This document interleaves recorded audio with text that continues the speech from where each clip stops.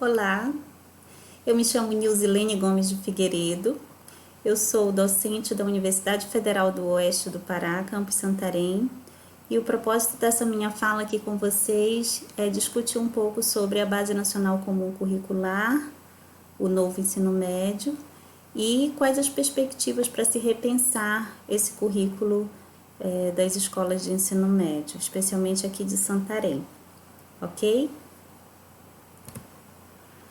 Então, aqui está mais sintetizado qual é o objetivo dessa minha fala: dialogar sobre o que nos traz a BNCC e a Lei do Novo Ensino Médio, com os itinerários formativos, alguns desafios que se apresentam e eu apresento para vocês algumas estratégias sobre como construir o currículo escolar, que é a fase que Santarém está neste momento. Primeiro, eu gostaria de me apresentar a vocês, né, porque eu acho assim, como eu estou entrando na casa de vocês nesse período de ensino remoto, né, de formação, que vocês todos estamos em casa por conta da pandemia de Covid-19, então é muito importante que vocês conheçam quem é que está falando para vocês, tá bom? Então eu vou fazer uma breve apresentação antes de começar a discussão em si. Eu nasci em Breves, no Marajó, né, em 1982, passei pouco tempo em Breves, porque quem me conhece, né, sabe que eu tenho uma cirurgia nos lábios, então eu nasci com lábios leporinos e precisei fazer um tratamento para fazer uma cirurgia, né, em Belém. Então, hoje em dia minha família ainda mora lá, boa parte dela, mas eu fui muito cedo morar em Belém justamente para fazer esse tratamento de lábios leporinos, né? Então, eu morei ali em Belém, Ananindeua, entre 84 e 2010, né? Principalmente Ananindeua, boa parte da minha vida. Ananindeua é uma cidade da região metropolitana de Belém, né? Para quem não conhece. E sempre estudei em escolas públicas, né? Estudei escola municipal no meu bairro, depois escola estadual em Belém. Então, durante toda a minha vida escolar, ela se baseou nas escolas, no ensino das escolas públicas. Tive boas experiências, mais experiências. A escola municipal foi uma escola muito boa, né, que me ensinou muita coisa. Escola de ensino médio também tive algumas boas experiências, mas infelizmente tive assim umas experiências muito ruins também. Ainda quando eu estava no ensino médio, saindo, na verdade, do ensino fundamental, eu comecei a ministrar aulas particulares com os 13 anos de idade. E assim, eu tento fazer uma trajetória aqui para vocês entenderem o que me trouxe até aqui, né, para falar com vocês. Mas essa passagem pela escola pública e a participação em aulas particulares, né, desde da adolescência, isso me fez perceber desde muito cedo alguns problemas que a gente tinha na educação, nas escolas, e me fez querer também saber mais e tentar buscar soluções para isso. Eu cursei licenciatura em Física na UFPA Belém, né, entre 2001 e 2005. Foi um curso muito bom, né, assim, o meu curso, apesar de ser licenciatura, tinha um viés também lá do bacharelado, né, mas como eu era da licenciatura em Física noturno e tive a felicidade, né, de ter um professor nas 4 físicas básicas, que era o professor Licurgo Brito, então ele incentivou muito a questão da gente ter a docência, né, ser formado para docência, mas também teve o outro lado da formação mais bacharelada, né. Entre 2006 e 2008 eu fiz mestrado em Educação em Ciências e Matemática, também na UFPA Belém, né, lá no IENSE, atual IENSE, na época era chamado NPADC, Núcleo Pedagógico de Apoio ao Desenvolvimento Científico. Então eu terminei o mestrado lá em 2008. Nesse mesmo ano que eu entrei no mestrado, eu comecei a atuar como professora de Física, né, da escola que eu atuei em Ananindeua, que é a Escola Maria Helena. Fiquei lá entre 2006 e 2010. Em 2010 eu saí da Escola Maria Helena porque eu ingressei na UFOPA, né, pelo concurso da UFOPA. e eu estou na UFOPA como professora desde 2010. Então, a UFOPA foi criada em novembro de 2009, o primeiro concurso que ela fez foi em 2010, e eu ingressei junto com outros professores também nesse primeiro corpo docente que chega para a instituição UFOPA, né? Que antes era o UFPA Santarém. E em 2012 eu tive a oportunidade de cursar o doutorado, né? Era um doutorado interinstitucional entre a UFOP e a Unicamp. Nós ingressamos em 2012, em 2016 eu concluí o doutorado, né? Chegamos a passar um tempo na Unicamp, em grupo de pesquisa lá. E toda essa minha trajetória acadêmica aqui me faz retornar aqui para falar com vocês na escola pública, né? Então, é uma questão de fechamento de ciclo, eu entendo isso, né? Que o que me traz até aqui é justamente essa passagem pela escola pública como aluna, como professora, né? Reflexo da minha formação. E aí, dentro da UFOPA, tem vários projetos que a gente já desenvolve, né? Eu participo do CPADC, que é o Centro Pedagógico de Apoio ao Desenvolvimento Científico, no dia que eu ingressei na UFOPA, na verdade eu entrei no CPADC, né, com o apoio da professora Cláudia, e estou lá até hoje, né, trabalhando no PIBID, na nossa Feira de Ciências, que é a FECIT, a Informação Inicial e Continuada de Professores, enfim. E é isso que me trouxe até aqui com vocês, tá bom? Para falar de BNCC, eu trouxe uma linha do tempo para vocês, para os que ainda não conseguem assim visualizar historicamente como é que se dá a construção desse documento. Vou falar brevemente dessa linha temporal, né, que descreve algumas legislações importantes para a gente conhecer ao longo da história do Brasil. Né? A primeira coisa que a gente precisa saber é sobre a Lei de Diretrizes e Bases. Só que anterior a ela ainda tem um documento muito importante.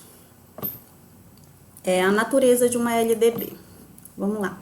Tudo nasce com a Constituição, né? Nós temos a Constituição brasileira, né, que é da década de 80, e quando essa Constituição ela foi promulgada, né, foi instituída no Brasil, ela traz, né, noções bem gerais, mas já traz de educação, né, que a educação é direito de todos, que precisa existir uma base nacional comum curricular, né, que possa ser comum para todo o Brasil. Né? A Constituição ela marca um momento histórico da nossa trajetória educacional do Brasil, porque antes cada estado acabava fazendo da sua forma, né, a educação no Brasil. Então, a instituição é o primeiro documento que tenta regulamentar essa unidade, vamos dizer, enquanto federação brasileira. E aí, só que a Constituição, ela não fala como fazer, né? Como que vai se dar esse processo de desenvolvimento, como se fosse da engrenagem do funcionamento, né? Como que serão organizados os níveis de ensino, como que vai se dar o financiamento da educação, né? Que está representado por essas figuras aqui que vocês estão vendo. Então, que outro documento que foi elaborado baseado na Constituição para tentar trazer elementos que possam orientar melhor essa questão do desenvolvimento dos níveis de ensino, do financiamento, da forma de organização? É a Lei de Diretrizes e Bases, né? Então, uma LDB, ela tem como função definir, né, com mais clareza, com mais detalhes, como é que vai se dar, né, a implementação do que prevê a Constituição em termos de educação para o Brasil. Então, daí surge uma Lei de Diretrizes e Bases da Educação, certo? Ok, então, se a Constituição, ela foi promulgada lá em 1889, em 1961, né, a primeira LDB, ela surge, a primeira Lei de Diretrizes e Bases, através da Lei 4.024 de 1961, né, Observem aí que nós já estamos na década de 60, né? Então, quem era o presidente do Brasil na época era o João Goulart, certo? Então, essa lei de diretrizes e bases, se vocês conversarem com uma pessoa aí que estudou ali pela década de 70, se ainda tiver, né, entre nós, você vai perceber que ela vai relatar para você um sistema de ensino bem diferente do que a gente tem hoje, né? E aí a segunda LDB que foi promulgada foi a Lei 5692 de 1971, né? Já no período do regime militar no Brasil, né? Então, quando essa lei foi promulgada em 71, era o Emílio Garrastazu Médici que era o presidente do Brasil, certo? Então, com essa lei de 71, a 5692, tem umas questões que alguns críticos falam que retoma com essa LDB, né? A formação profissional é uma marca dessa LDB, porque quando os militares assumiram o poder no Brasil, no golpe militar de 64, né? Eles tinham como propósito promover o desenvolvimento do país, entenda isso como quiser, né? Mas e para isso, eles incentivaram fortemente o incentivo como que diz, a formação profissional na educação básica, né, que ainda não era chamada educação básica, ela vai ser chamada só em 1996, mas no ensino secundário, como era chamado, né. Então, em 1996, vem a terceira lei de diretrizes e bases, né, que é a lei 9394 de 96, e nesse período também, entre 96 e 97, é criado o Fundef, que é o Fundo de Financiamento do Ensino Fundamental. Até nessa época era o ensino fundamental, anos depois virou Fundeb, né, que era o Fundo da Educação Básica. Então, observe que o propósito da LDB, que também era definir como que se daria o investimento, né, nesse nível de ensino, primeiro para o ensino fundamental, depois para o ensino médio, também ele nasce aqui nessa década de 90, né, logo após o surgimento da LDB. E nessa época era o Fernando Henrique Cardoso, né, que era o presidente do Brasil.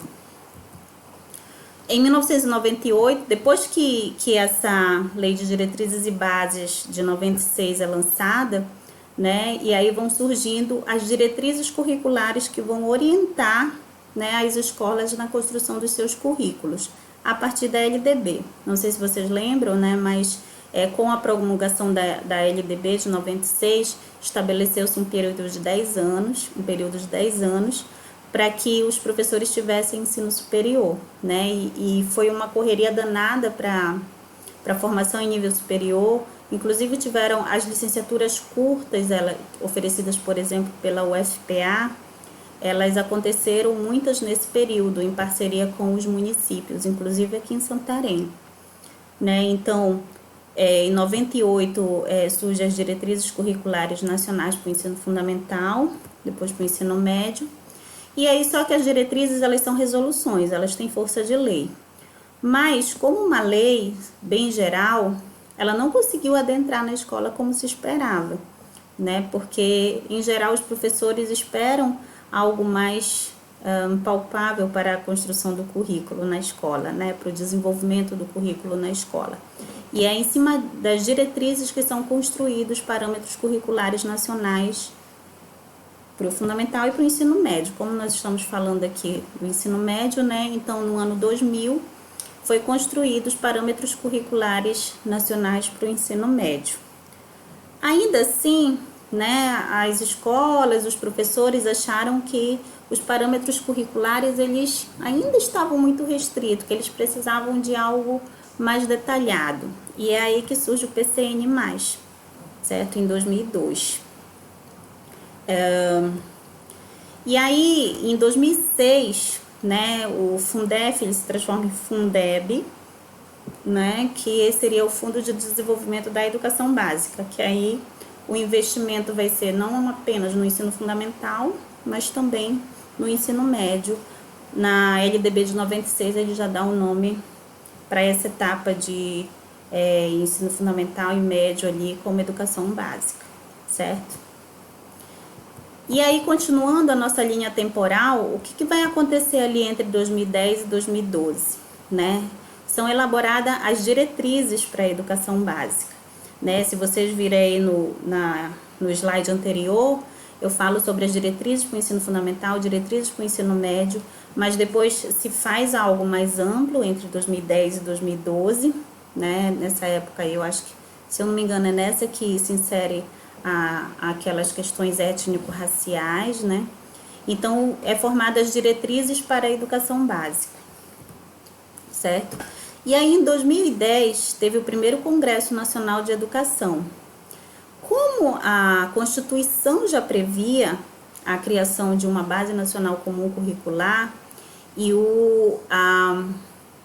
a Lei de Diretrizes e Bases de 96 também retoma essa questão da Base Nacional Comum Curricular, que era importante ter uma base, né, do Brasil todo, que pudesse seguir para desenvolver a educação básica, né? Nesse Congresso Nacional de Educação, em 2010, chega-se à conclusão de que a BNCC tem que fazer parte do Plano Nacional de Educação.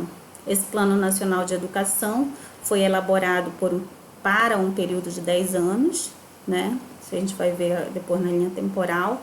E a ideia era que essa BNCC fizesse parte também dessa construção, né? E fizesse parte do Plano Nacional de Educação. Então, em 2014, tem o segundo Congresso Nacional de Educação, que eles começam a fazer algumas reflexões já sobre o que conteria essa Base Nacional Comum Curricular, né? E em 2014 também já é criado o Plano Nacional de Educação, né, pela Lei 13.005, de 25 de junho de 2014, que regulamenta esse plano. E a ideia é que esse plano tenha vigência de 10 anos, né, tivesse vigência de 10 anos, já passou, e ele apresenta 20 metas para a melhoria da educação básica. E 4 dessas metas falavam sobre a Base Nacional Comum Curricular. Em 2015, né, começou-se um trabalho mais sistematizado para a elaboração da BNCC. Teve o primeiro seminário institucional para a criação da BNCC, efetivamente discutir sobre como seria esse documento, né? Em junho de 2015 é instituído uma portaria de comissão especial, né, das pessoas que comporiam essa comissão para elaborar a BNCC, né? E em setembro de 2015 eles entregam a primeira versão da BNCC, né? Perpassando por toda a educação básica, veio a BNCC da educação infantil, depois ensino fundamental, ensino médio, né? E aí fechando já lá em 2018 de toda a educação básica, certo? Em 2016, né, teve a segunda versão da BNCC, já para o ensino fundamental. Em 2017, a Base Nacional Comum Curricular do Fundamental foi homologada, né, pelo ministro da Educação Mendonça Filho. E em 2018 já é promulgada a do ensino médio, fechando esse ciclo aí de criação desse documento. Para quem já teve a oportunidade de ver, né, de ler alguma sessão ou toda, a nossa base é uma base muito extensa, né? Ela tem cerca de 600 páginas, ela completa, então é um documento denso. Se você comparar, por exemplo, eu tive a oportunidade de conhecer a base da França, né? Ou, perdão, da França não, da Espanha. Tive uma colega que mandou para mim, que estava fazendo pós-doc lá, e a base deles tem muitos termos parecidos com o nosso, muitas ideias parecidas, mas tem apenas 72 páginas, né? Para vocês verem. Ok, então a partir da homologação da BNCC, né, que foi finalizada em 2018, começa o processo de formação e capacitação dos professores e o apoio aos sistemas de educação estadual e municipal para a adequação do currículo. Então aqui, por exemplo, é uma foto, olha, do lado esquerdo, de uma formação aqui em Santarém, com os professores do município de Santarém, né? Eu achei no site aí de uma associação, certo? E assim como dos professores do município, também começaram a discutir com professores do estado em 2019. E a ideia era em 2020 já começar uma experiência em algumas escolas, né? Acho que dentre elas, não sei se quais escolas daqui de Santarém estavam nesse processo, né, inicial, mas se eu não me engano eram 3. E aí eles tinham o propósito de aprender, né, discutir sobre esse documento e como implementar o currículo a partir dele, currículo escolar, certo? Então, o que é a Base Nacional Comum Curricular? Ele é um documento, né, de caráter normativo, ou seja, é uma norma, é uma lei, é diferente do PCN, tá, gente? Porque lembrem que o PCN ele não é uma lei, ele é um parâmetro baseado nas diretrizes curriculares para o ensino médio, por exemplo, se você pensar no PCN do médio. Então, o que é a lei é a resolução. No caso da base, ela não tem comparação com o PCN, porque a base ela é obrigatória, o PCN não, entendeu? Então, ela tem caráter normativo, que define um conjunto orgânico e progressivo de aprendizagens essenciais que todos os alunos devem desenvolver ao longo das etapas e modalidades da educação básica, de modo que tenham assegurado seus direitos de aprendizagem e desenvolvimento em conformidade com o que preceitua o Plano Nacional de Educação. Como eu falei anteriormente, né, no próprio processo de construção do Plano Nacional de Educação já se discutia o que tinha que conter o BNCC, né? Das 20 metas, 4 delas estavam relacionadas à BNCC. Então, a história da construção da BNCC e da implementação dela está intimamente relacionada também com o Plano Nacional de Educação. Então, esse documento, a BNCC, ela não é o currículo, ela é uma referência nacional para a formulação dos currículos, né, dos sistemas e das redes escolares dos estados, do Distrito Federal e dos municípios e das propostas pedagógicas dessas instituições escolares. Há uma reclamação às vezes muito grande sobre que a BNCC é muito extensa, mas ela não define, por exemplo, os conteúdos prioritários a se trabalhar, como porque isso é deixado a cargo dos estados, dos municípios e da construção dos currículos nas escolas, né? Então, na sequência, a partir da BNCC, os estados elaboram o seu documento, né, norteador, que foi o que o estado do Pará já fez, né? Por sua vez, o município, né, verifica como que vai fazer essa articulação com a realidade local e aí disponibiliza um documento às escolas e as escolas, por sua vez, vão elaborar os seus currículos baseado nesse documento do município, que por sua vez está baseado no do estado, entendeu? Então, é essa sequência lógica. E ao longo da educação básica, as aprendizagens essenciais definidas na BNCC devem concorrer para assegurar aos estudantes o desenvolvimento de 10 competências gerais que consubstanciam no âmbito pedagógico os direitos de aprendizagem e desenvolvimento. Então, quando você começa a ler a Base Nacional Comum Curricular, a introdução ela já vai te mostrar, né, as 10 competências gerais que toda a educação básica, né, tem que se articular para tentar, de modo que o currículo consiga construir, ao longo do processo da educação básica, essas competências nos estudantes, né? Então, que competências essas? Elas estão relacionadas ao conhecimento, pensamento científico, criativo e crítico, senso estético, comunicação, argumentação, cultura digital, autogestão, autoconhecimento e autocuidado. Vai falar da questão do saber lidar, né, com as situações do dia a dia, também saber se autoconhecer, empatia e cooperação, autonomia. Então, essas são as 10 competências básicas estão relacionadas aqui com essas palavras-chave.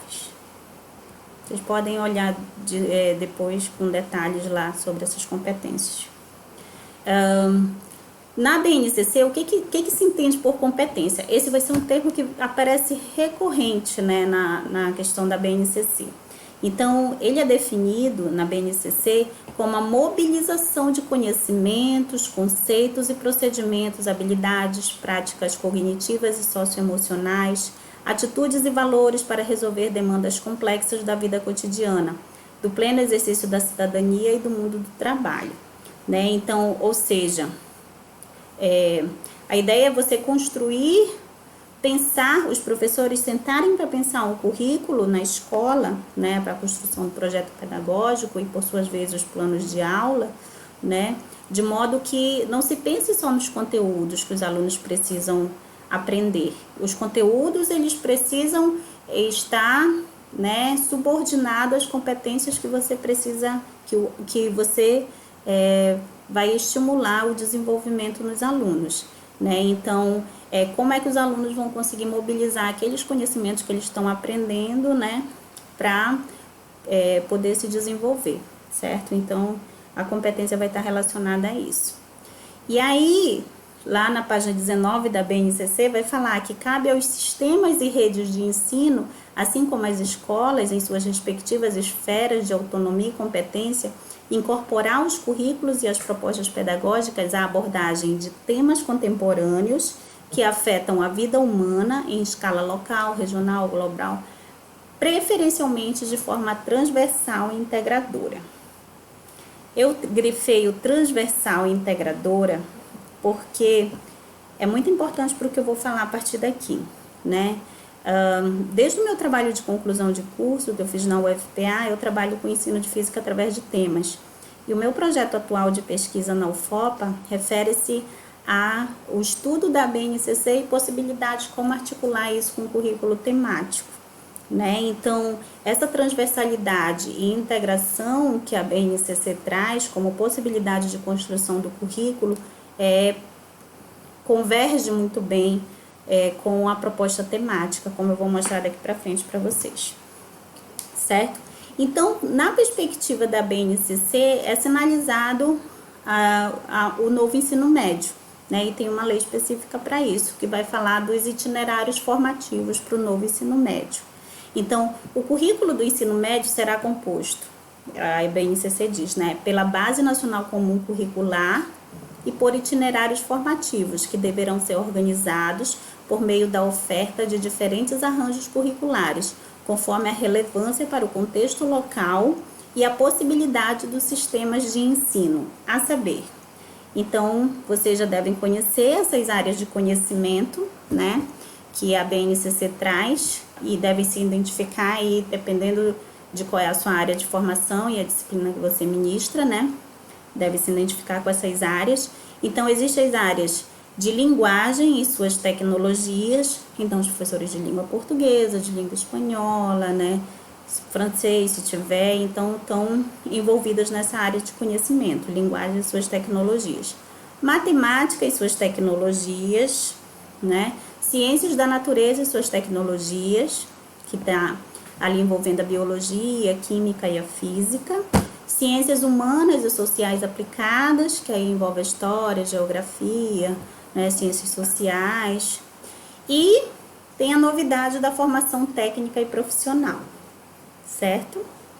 Então, a partir dessas áreas de conhecimentos e dessa possibilidade de formação técnica e profissional, a BNCC traz a informação de que o novo ensino médio ele precisa ser organizado nesses itinerários formativos, considerando essas áreas de conhecimento e essa formação técnica profissional.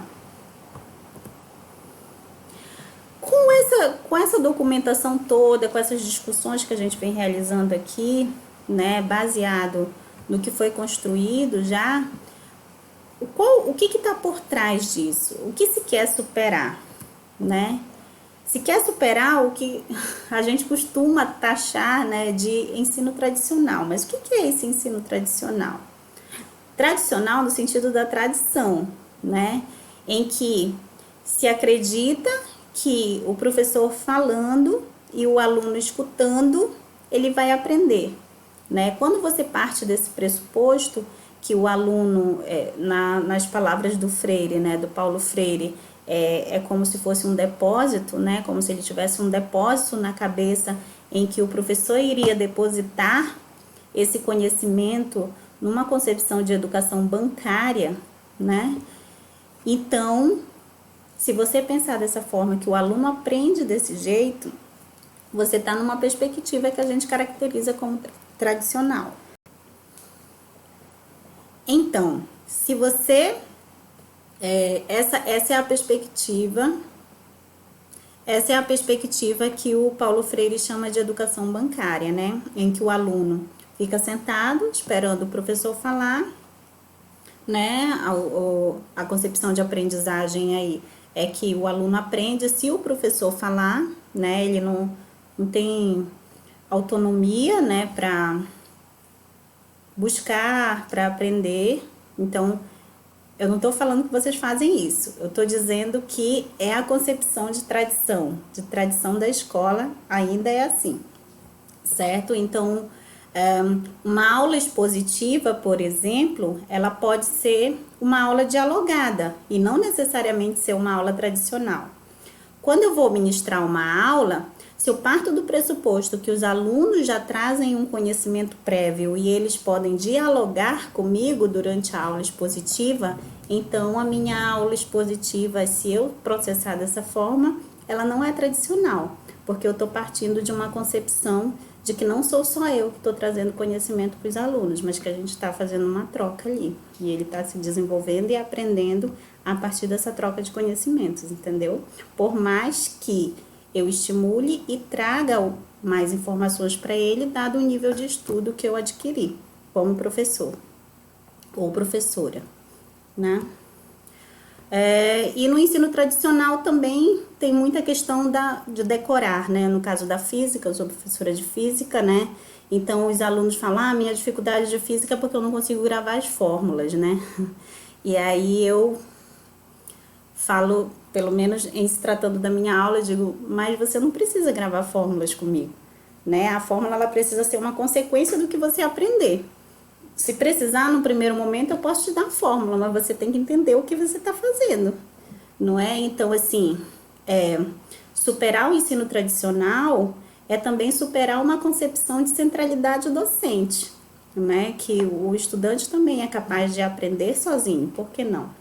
Né? Mas a função do professor é atuar ali ensinando o caminho das pedras, o que se chama de mediador, né? Então, quais são as características desse ensino tradicional? É o direcionamento, né, que o professor fala e o aluno escuta.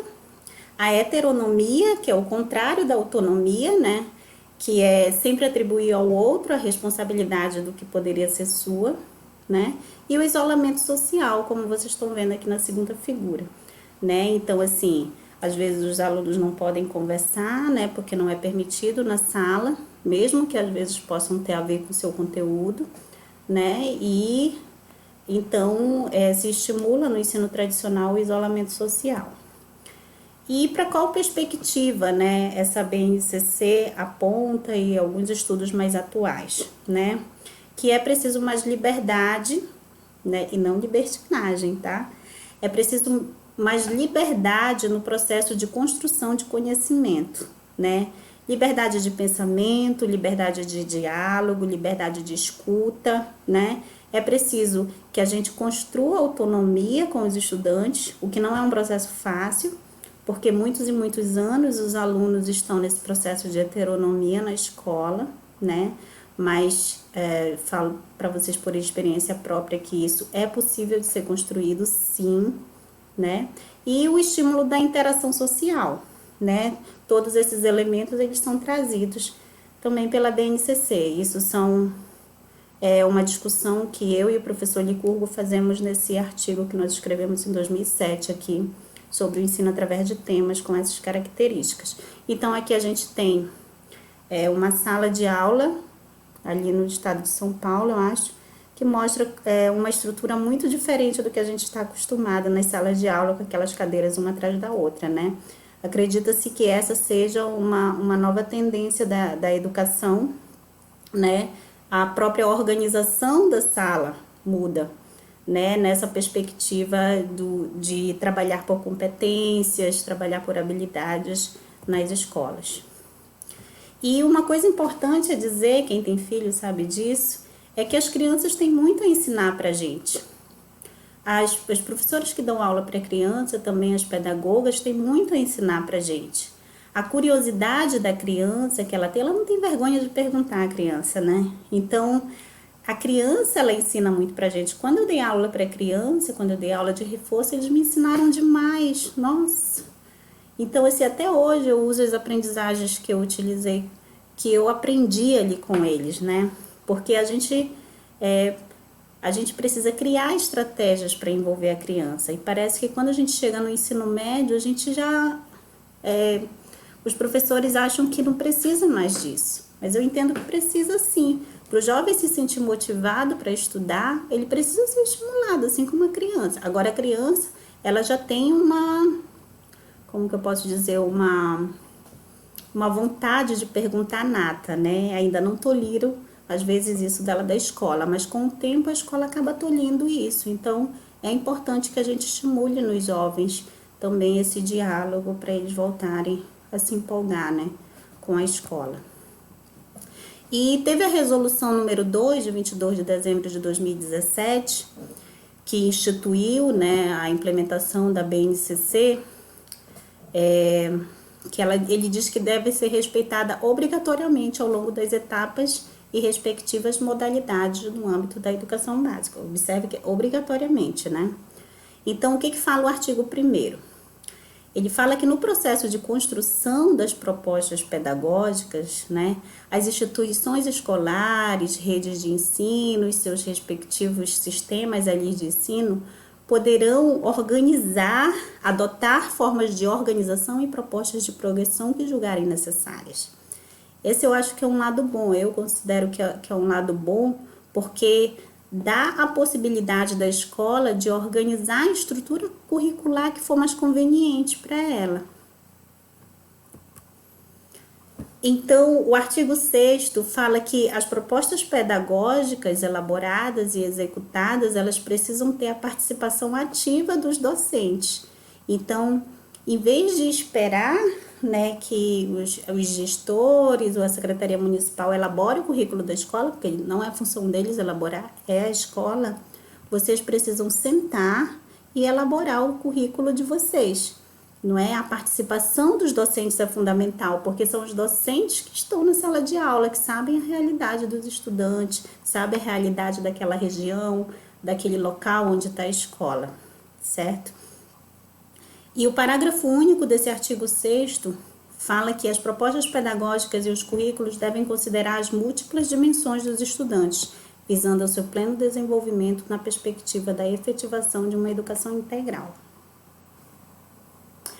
Aqui eu trago para vocês um exemplo, né, de currículo com temas regionais, desenvolvidos no que a gente chama de 3 etapas de Brito, que Brito é o professor Licurgo, da UFPA, Licurgo Brito, que pensou numa proposta de temas regionais, inicialmente para ser desenvolvido em um curso de formação de professores, né, em 2004, ele para 2005, e ele relata, né, num artigo que ele faz sobre esses 3 momentos, e é a partir daí que a gente começa a desenvolver outras propostas, né? Então, assim, é um exemplo que eu trago para vocês de possibilidade de como construir uma proposta temática do currículo, um currículo temático, né?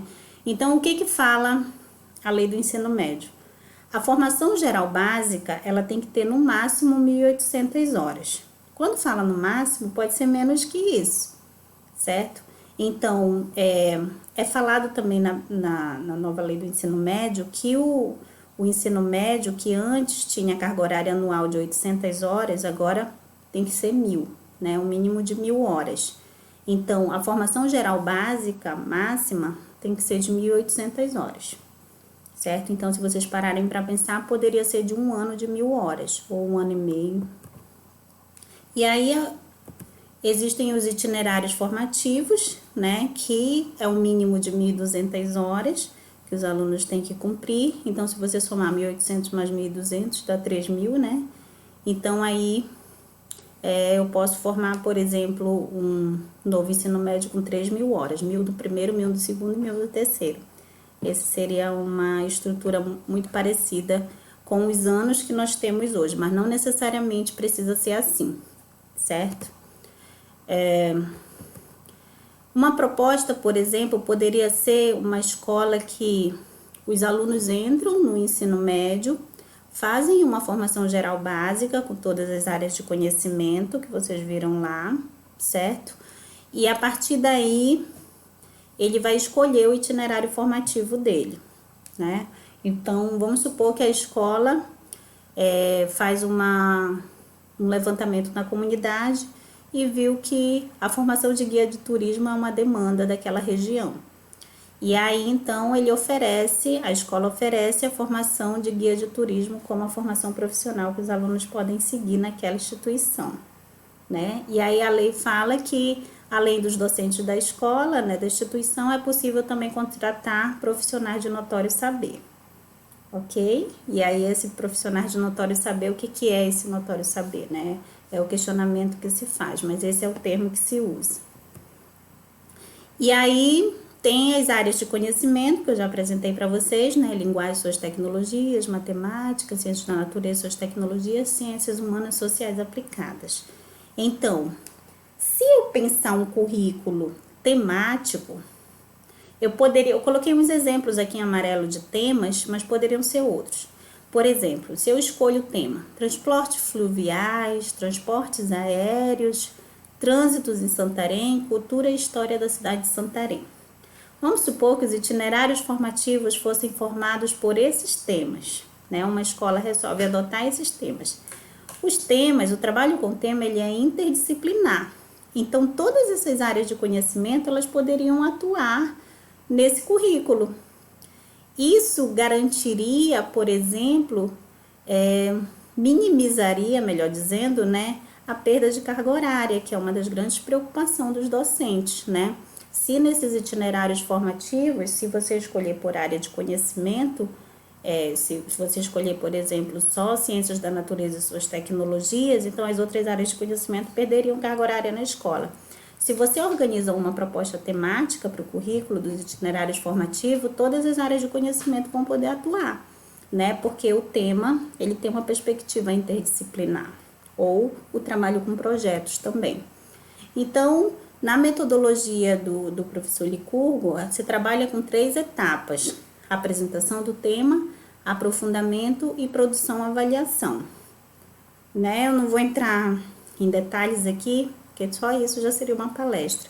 Mas é só uma possibilidade de como que vocês poderiam trabalhar, por exemplo, esses temas, né? Se você organiza o novo ensino médio, o currículo da escola em temas, para esses itinerários formativos. Então, a escola poderia oferecer a formação profissional e mais uma proposta de currículo temático, né? Ou por projetos, também é uma outra possibilidade, né?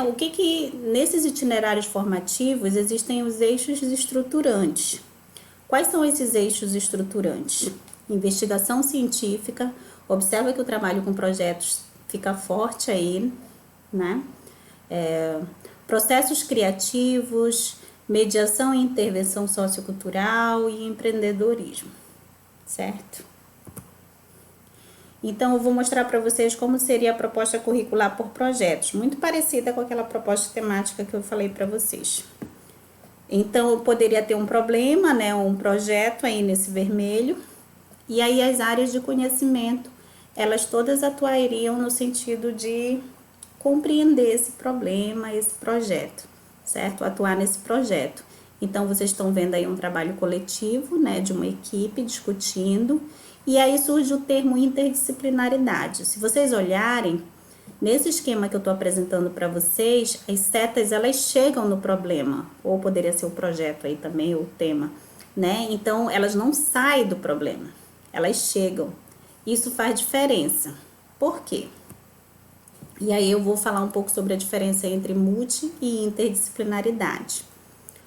O tema, o projeto, o problema, se as disciplinas ou áreas de conhecimento, elas olham para o problema, mas depois cada um vai para o seu canto trabalhar a seu modo aquele problema, ou aquele tema, ou aquele projeto, isso é uma perspectiva multidisciplinar.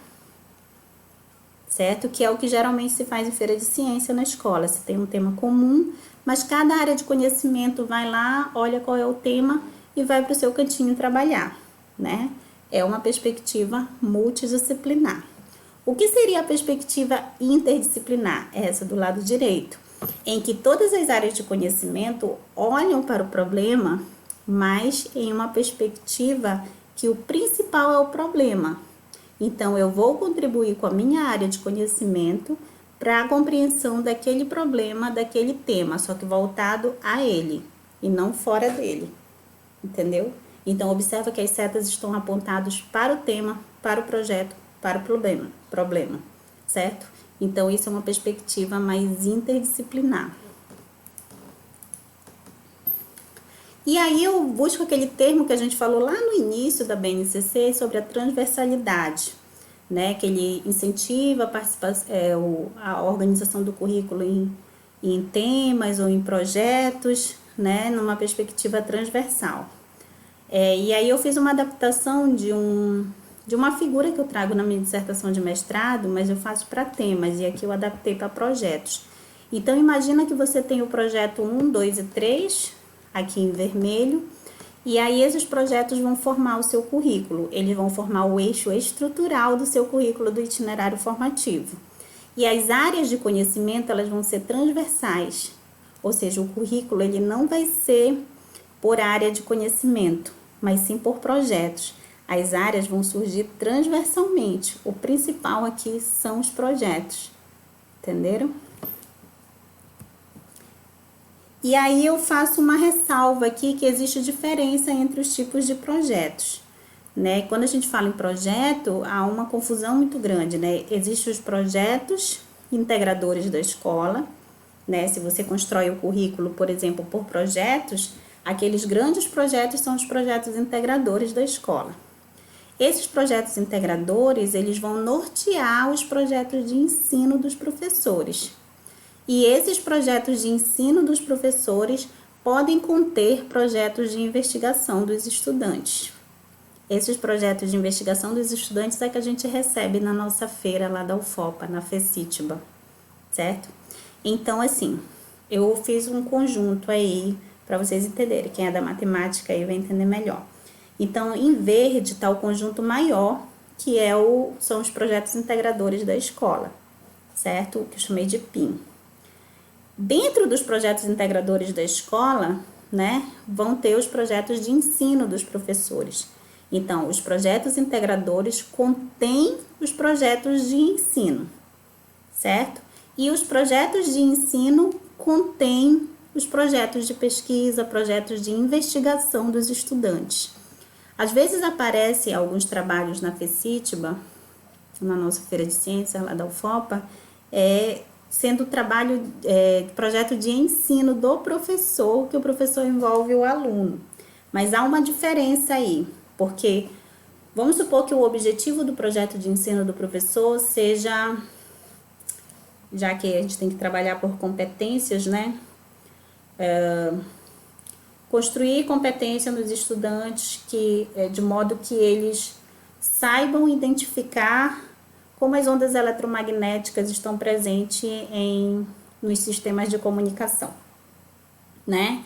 Então, assim, você está tentando fazer um projeto de ensino para ensinar isso, né? Que os alunos consigam perceber aonde que as ondas eletromagnéticas elas estão presentes e como que você consegue explicar o funcionamento ali daqueles equipamentos a partir de ondas eletromagnéticas, né?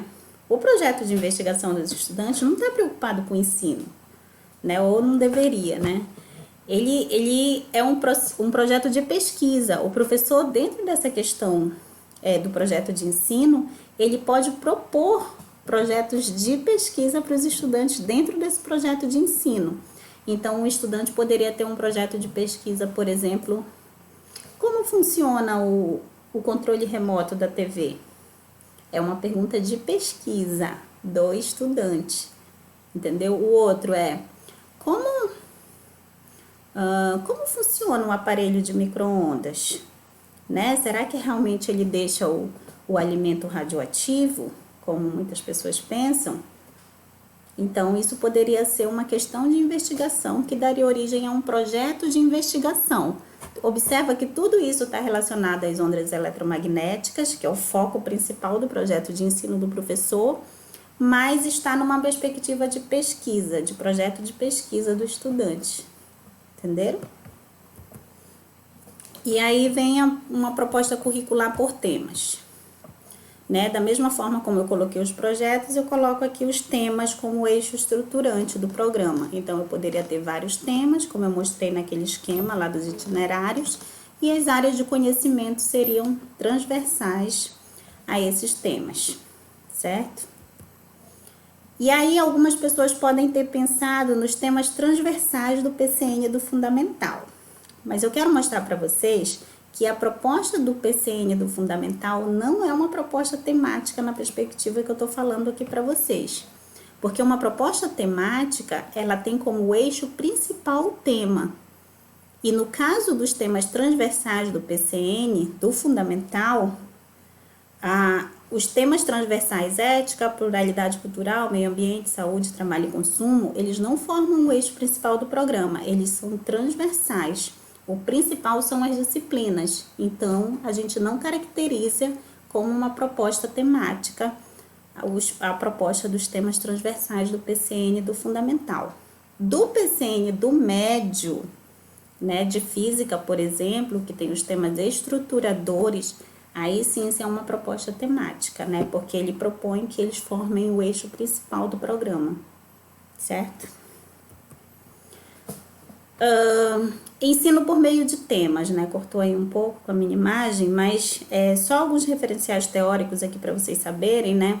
Tem o tema Geradores do Paulo Freire, né? Que foi o primeiro que a gente conhece, assim, que inspira muitas outras propostas temáticas, né? Que foi no livro Pedagogia do Oprimido, na década de 70. O Demetrio Delizoikov e José André Angotti, né, eles escrevem o livro em 1992 com uma proposta temática para o ensino de física e apresentam os 3 momentos pedagógicos. Tem os temas estruturadores do PCN+, de 2002, os temas apresentado pelo professor Licurgo em 2004, Licurgo Brito, e um artigo que nós escrevemos em 2007, Brito e Gomes. E tem o pessoal de lá do Rio Grande do Sul também, de Santa Catarina, o professor Décio Auler, né, que tem ali, desde os anos 2000 também, trabalhos nessa linha temática. Então, esses são os principais referenciais que a gente usa para abordagem temática, certo? Então, olhando essas figuras aí, característica aqui da nossa região, já que a BNCC traz a importância da regionalização no currículo, né? Olhando essas imagens, a gente já poderia pensar em vários temas, vários projetos que poderiam fazer parte da construção do currículo, né, de modo que essa característica regional estivesse presente. Então, aí tem o encontro das águas, né, alguém pescando, chuva, enfim, alter do chão. E aí os papéis, né, dos professores e dos estudantes, eles tomam um novo significado nessa perspectiva que traz a BNCC. O papel do professor, ele seria um auxiliador na construção do conhecimento, um avaliador do processo, né? E o papel do estudante, de buscar informações do assunto, reunir em equipe, discutir, tirar dúvidas com colegas e professores, preparar a produção própria da equipe para socializá-la com a turma, ou seja, aprende o que fala lá naquele relatório da Unesco, né? Aprende a aprender, a conviver, a fazer e a ser. Quais são os desafios de uma proposta temática? Quais são os desafios de uma proposta temática, por exemplo? Foi o que eu constatei quando, em 2006, eu apliquei uma proposta para minha dissertação de mestrado, né? E era uma proposta temática numa escola pública de periferia, né? E quais os desafios que eu identifiquei? Primeiro é a abrangência dos conteúdos tradicionais, né? Se você trabalha tradicionalmente, teoricamente você consegue abarcar uma quantidade de conteúdos maior daquela disciplina. Mas aí tem alguns questionamentos com relação a isso. Por exemplo, depende muito de como você pensa o aprofundamento daquele conteúdo, né? Se você pensa numa proposta temática. Tempo das aulas de física, esse é um outro desafio. Então, às vezes, a gente tem 2 ou 3 aulas de física por semana, o que acaba sendo insuficiente, muitas vezes, para o desenvolvimento de uma proposta temática, na estrutura que a gente tem hoje na escola. No caso de uma reorganização curricular, isso poderia mudar, né? O tempo para os projetos, o tempo para as disciplinas, como que elas vão se articular de forma interdisciplinar para o desenvolvimento do projeto. Sobrecarga de trabalho do professor, isso é inegável, né? Então, professores, por exemplo, que trabalham em mais de uma escola, né? Com várias turmas. Eu cheguei a trabalhar com temas, eu cheguei a ter 18 turmas na escola que eu trabalhava, eu tinha 12 à noite, 6 de manhã, né? Eu nunca trabalhei à tarde para tentar respirar um pouco, viver e organizar também parte das minhas aulas, mas há uma sobrecarga de trabalho do professor, até para ele poder ter um salário melhor, né? Isso é um desafio grande a vencer. Centralidade docente no processo de ensino-aprendizagem, que é o que eu já falei aqui para vocês, para a gente trabalhar com projetos, trabalhar com temas, por exemplo, a gente tem que aprender a sair da centralidade docente, né? Como professor, a gente está muito acostumado a ser o centro das atenções, a ser o responsável por tudo, então a gente tem que começar a ensaiar essa mudança de postura. Acostumar os alunos no novo ofício, né? Porque não é um processo fácil, né? Foram muitos anos os alunos só aguardando, né, o professor trazer as informações para eles, então o processo de autonomia é difícil de ser construído, certo? Mas é importante tentar, né? E a gente, quem tentou, conseguiu ter bons resultados se ter um pouco de paciência.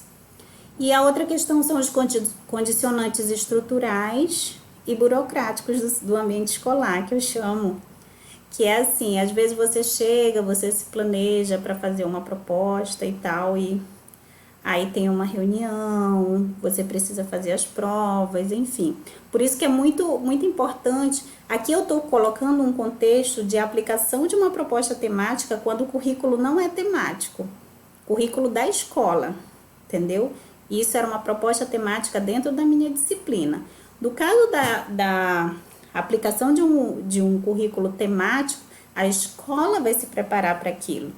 E aí talvez os desafios, alguns se repitam, mas sejam outros, né, do que eu estou apresentando aqui para vocês. E aí eu só vou terminar aqui mostrando para vocês, esse é o símbolo da escola que eu trabalhava, né, por exemplo, eu cheguei a trabalhar com esse tema ondas, uma questão de saúde, com os professores, com os professores não, com os estudantes do ensino médio, segundo ano do ensino médio, né, e aí a gente levou isso para a feira de ciências. Quando eu cheguei aqui na UFOP, eu cheguei a levar um desses trabalhos, ainda aqui, para o salão de extensão da UBRA, né? E aí, olha, saíram 3 trabalhos para a feira de ciências da escola, né? A partir do currículo que eu desenvolvi em sala de aula com eles, né? Que eu não inventava coisa assim, eu construía os projetos, os temas em cima do currículo que eu tinha que trabalhar com eles. Então, uma das equipes trabalhou o uso de radiação eletromagnética em diagnósticos nos hospitais do Pará. O outro trabalhou investigando o conhecimento dos paraenses sobre os perigos da radiação ultravioleta e da radioatividade. E a outra equipe trabalhou o uso de radiação eletromagnética em tratamentos nos hospitais do Pará, né? Foi um trabalho bem interessante, assim, e foi apresentado na Feira de Cultura da escola. Esse é um outro material de um tema que eu trabalhava com eles, nas ondas do rádio, né? É um material adaptado por mim, né? Então eu fui coletando outros materiais e fui montando uma apostila para eles. E era uma apostila de auxílio, né, para essa temática que eu estava trabalhando com ele, nas ondas do rádio. Certo? Então eu tenho uma pasta de materiais em temas para o ensino de física. Só mostrar uns 2 aqui para vocês verem. Porque um dos grandes problemas que se fala é, por exemplo, como é que eu vou trabalhar desse jeito se não tem material, né? Que possa suportar a leitura, aonde que eu encontro esses materiais. Então, tem muitos materiais que já estão elaborados, né, em quadrinhos, por exemplo. Vou mostrar aqui um para vocês, aqui de Santarém. Não tem um lá de Oriximiná, olha. texto didático e motivador da produção da cachaça em Abaetetuba. Não sei se vocês sabem, mas Abaetetuba é um dos grandes produtores de cachaça do mundo, né? Aqui no Pará.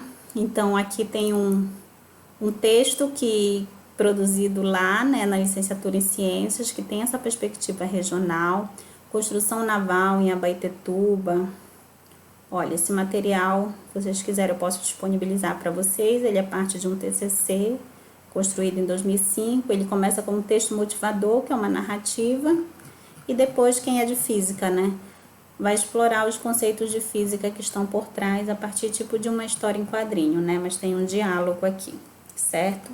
Vai explorar basicamente física térmica aqui e tem uma articulação também com a química, ok? Olha, um trabalho ótimo para uma perspectiva temática, né, e interdisciplinar das ciências da natureza, certo? Vou mostrar um para vocês aqui de Santarém, um material didático sobre chuvas. Esse foi que eu orientei aqui em Santarém, da Graciane. Né? Então, esse texto da Graciane, ele vai explicar algumas coisas sobre por que, por exemplo, em Santarém chove mais de madrugada, em Belém chove mais à tarde, né? Qual a diferença entre o sistema de chuva de Belém e de Santarém? Mas, para isso, começa com um texto motivador, né? Que o nome é Jacira Tainá em A Mudança Intrigante.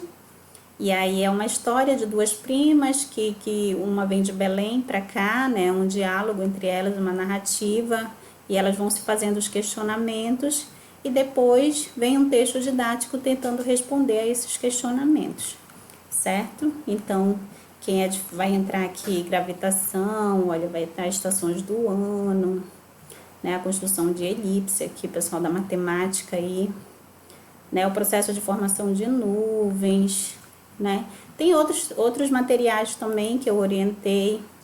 Tem o material do mestrado profissional em ensino de física, né, sobre o trânsito em Santarém, enfim, tem vários materiais que podem estar disponíveis. Essas são as referências que eu utilizei para essa apresentação, né? Eu agradeço a oportunidade, né? E eu espero que vocês tenham gostado e que essa minha fala aqui seja uma oportunidade para a gente dialogar depois, tá bom? Tchau!